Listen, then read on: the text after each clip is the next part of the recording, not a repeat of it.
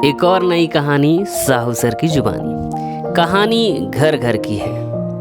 एक समय की बात है, घर में बहू का गृह प्रवेश कराने हेतु कलश को सजा करके द्वार पर रखा गया था। मुहूर्त देखकर सारे कार्य पंडित महाराज की अनुमति से कराया जा रहा था। खुशी खुशी बहू को घर के भीतर प्रवेश कराने के लिए घर के सारे सदस्य और कुछ मेहमान तैयार खड़े थे। तभी सास को अचानक से याद आया कि वो तो दूध को उबलता ही छोड़ आई थी। तो वे चुपके से किचन की ओर गई, लेकिन किचन देखते ही सासू माँ परेशान हो गई, क्योंकि दूध पीने के चक्कर में बिल्ली उबले हुए बर्तन को गिरा करके मरी पड़ी हुई थी। अब सासू माँ करे तो क्या करे। सासू माँ ने किसी को बताया नहीं और किचन से ही वे आवाज देने लगी, अरे बहू का प्रवेश कराओ, मैं थोड़ी देर में आती हूँ। उधर घर में बहू का प्रवेश हो गया। अब नई बहू एक्टिव होने के कारण सासू माँ का हाथ बटाने के लिए किचन की ओर चली। किचन के बाहर से ही बहू की नज़र सासू माँ पर पड़ी तो वे देखने लगी। सासू माँ बिल्ली की लाश को एक कोने में ले जा करके पुराने लाल कपड़े से ढक कर कुछ आम के पत्तों को ढक रही है।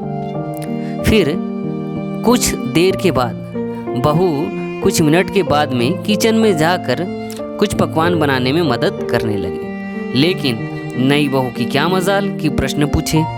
नई होने की कारण उसकी हिम्मत नहीं हुई कि सासू माँ आप कर क्या रही थी और क्यों कर रही थी। अब दोस्तों, आगे की कहानी में थोड़ा सा ट्विस्ट आता है, देखते हैं क्या है। क्योंकि सास भी कभी बहू थी और कई सालों बाद अब जो नई बहू थी वो खुद नई सास बनने वाली थी। बेटे की शादी के बाद नई बहू का गृह प्रवेश कराने के लिए तैयारियां फिर से शुरू हुई, क्योंकि अब जो बहू थी वो सास बन चुकी है। अब सास सभी नियम धियम को पूरा करने के लिए मुहूर्त के साथ काम करवाने लगी और याद करने लगी कि कुछ छूट तो नहीं रहा है।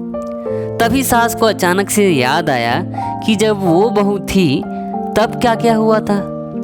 उन्होंने तुरंत कुछ लोगों को बिल्ली मंगाया और किचन में ले जाकर बिल्ली को धपाधप मार करके एक कोने में ले जाकर लाल कपड़ा ढक कर उसके ऊपर आम के पत्ते रख दिए और उसके बाद खुशी खुशी बहू का गृह प्रवेश कराकर किचन में प्रवेश कराया गया। सास बहुत ही खुश हुई, आनंदित हुई कि सारे नियमों के साथ बहू का गृह प्रवेश कराया गया है। और नई सास जो कभी बहू थी, अपनी खुद की बहू को रोज दिया जलाने एवं सारे काम को नियम से करने का आश्वासन देने लगी। तो ये है घर घर की कहानी। तो दोस्तों, कई बार ऐसी प्रथाएं पीढ़ियों से चलने लगती हैं, जिसका कारण जाने बगैर हम भी उसका अनुकरण करने लगते हैं। आशा है आपको ये छोटी सी कहानी ज़रूर पसंद आई होंगी। और दोस्तों, इस कहानी से आपने क्या सीखा, इसको कमेंट बॉक्स में ज़रूर अपने विचारों को शेयर करें। धन्यवाद।